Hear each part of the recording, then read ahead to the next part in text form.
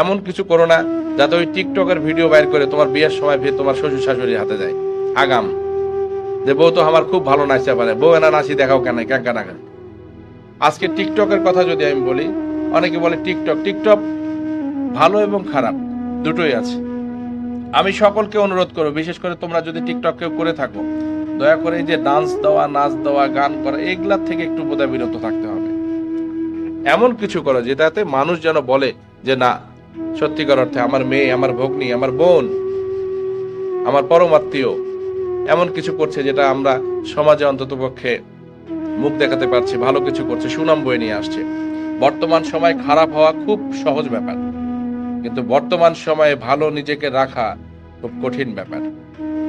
এখনকার সময় তোমার ফেসটা যদি ঠিক রেখে তোমাকে নুড অবস্থায় যদি সোশ্যাল মিডিয়াতে ছেড়ে দেয়, গ্রামের মানুষ তো বুঝতে পারবে না যে এটাকে এডিট করা হয়েছে। এডিট বলতে বলতে তোমার ইজ্জত শেষ হয়ে গেল। এই জন্য ভেবে চিন্তে, খুব দেখে শুনে এই ছবি, ভিডিও কলিং এগুলা কিন্তু করতে হবে।